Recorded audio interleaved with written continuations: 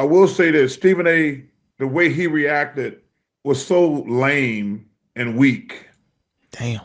And Stephen A is a good dude, man. For him to react, LeBron, like I say, I blame him for starting the bullying, going on Pat's show, just bullying people. Because LeBron, he's a control freak. He knows everything he's doing. But the way Stephen A reacted, going on Gilbert's podcast, talking tough, and I said, come on, man, you're better than that. And then I saw the thing last night, we had to come out and apologize for saying LeBron didn't go to Kobe's memorial. I'm like, dude, what the hell are you doing? Charles Barkley reacts to the LeBron and Stephen A. Smith beef. Check out what he had to say, and then I'll come back with my comments. Who had a better week, LeBron James or Stephen A. Smith? LeBron James. They both had an awful week. Damn. They both had an awful week. LeBron, he's too big to be that type of bully. To bully Stephen A. and to bully Brian Windhorst. Brian Windhorst is a sweet person, man. He's just trying to do his thing. And I've always liked LeBron, but him being a bully, it turned me off, Dan. Yeah, I don't know if LeBron's a bully or not, but he knows who to pick on in media. The surprising thing was Brian Windhorst. I didn't expect LeBron to crash out on him, calling him weird. I guess Windhorst thinks that him and LeBron are invisible friends, and LeBron, he's just calling out the media. I think he's sick and tired of being talked down upon for years, and he used the Bronny James situation to crash out on Stephen A. Smith. So very strategic by LeBron, and you can tell he's going to retire soon because he's not letting up on the media. But I will say that Stephen A., the way he reacted was so lame and weak. Damn. And Stephen A is a good dude, man. For him to react, LeBron, like I say, I blame him for starting the bullying, going on Pat's show, just bullying people. Because, LeBron, he's a control freak. He knows everything he's doing. Yeah. He knows everything he's doing. Yeah, again, LeBron is calculated. Again, I don't know if you want to call it bullying or not. I just think LeBron, he's ready to, I guess, tell his truth from his perspective and change the media narrative. So it was petty by LeBron to go on the Pat McAfee podcast, knowing that Stephen A. and Pat may have some beef behind the scenes. So LeBron, he knows how to move in media, got his own media company. Maybe he feels as though he don't need Stephen A. He doesn't need Windhorst and the top people in media. As long as he has Draymond Green, Shannon Sharpe, Nick Wright, and a couple other people in media that have a voice, Bron, he's going to be cool. So again, Bron, he's moving the way that he wants to move now. And the time is ending for LeBron as an NBA player. He doesn't need the media anymore. When he walked up to Stephen A., what he was doing.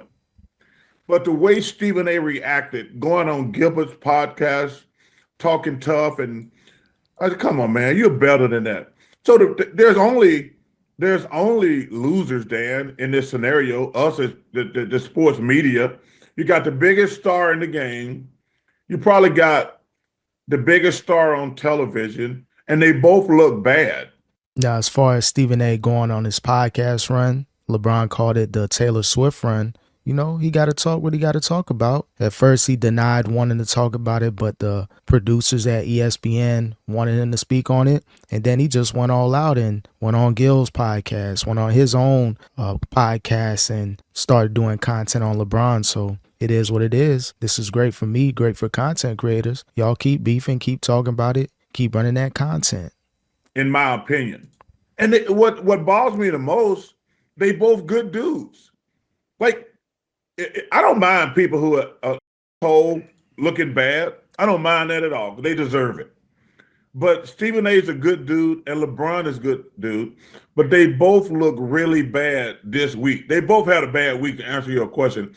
LeBron started it, and Stephen A., I'm not sure what he was trying to do. He just made it worse and worse and worse.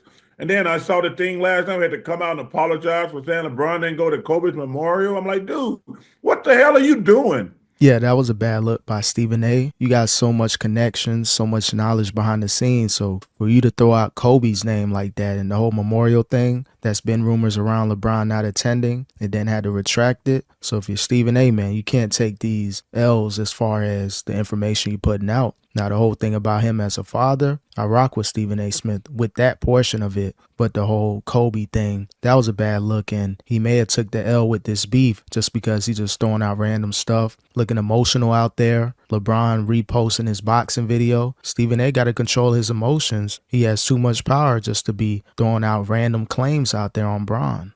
Well, they both know what they're doing. They both get attention. They like attention.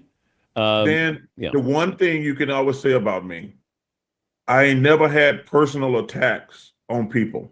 I've criticized people. That's part of our job, telling the truth. It can never be personal. Well, you are beefing with Skip Bayless and says some crazy things about him. So, you don't want to sound like a hypocrite, Charles. And we're in the day and age where people are going to air out their issues. So this is what we're seeing with Bron and Stephen A. They got issues. They got beefing. Now they talking about it. We always want our athletes to be truthful. Now you got people within the media and athletes telling their truth. But are you searching for attention? No. They are. Yeah, but it's not good attention. See the problem. Okay, that's a great thing you made. In my day, any publicity was good publicity. Remember that old saying? Yeah. But the problem now is when you put BS out there now, every Tom, Dick, and Harry, and Louise got an opinion. Yeah, I think this type of controversy, it can be spun in a good way, especially for ESPN advertising. They know if they see Stephen A. Smith in a Lakers topic and they bring up Bron, of course, you're going to have a lot of people tune in. So if I'm ESPN, I'm running advertisements throughout the show, whatever they're trying to promote. As soon as there's a Lakers topic, as soon as there's a LeBron topic, and you got Stephen A. Smith, Perk, and Windhorst there, yeah, run that money up. So it could be good just as far as revenue, but overall for Stephen A. Smith, he took some L's, especially with the Kobe situation. So other than that, I think this is great for LeBron and great for Stephen A. Smith and ESPN. And they're going to make it worse. That's the problem with the day. Like I say, and I hate to talk about my day. In my old day, yeah, you got publicity, good or bad. It was actually probably a good thing. But the problem is every fool, idiot, and jack got an opinion now because they got a computer. Yeah, the publicity that Charles is talking about in his era, his day in the 90s, it was great because, the media, they weren't really up there yet. The media has a lot more power now. So what may seem as bad controversy can be spun into a whole bunch of money. So we're just in a different time. And I know Charles, he's speaking from an old school mentality, but the new school way, you get a lot of money for having any type of bad publicity. And that's what made this whole thing so bad, because a lot of LeBron haters are on fire right now. The Stephen A. haters are on fire right now. You can never give BS to the world because those people, they got no life, Dan. I told you, these people who live with their parents, they live in the basement. They don't have a job. Not the basement. All they do is sit around and click and talk about people on their computer.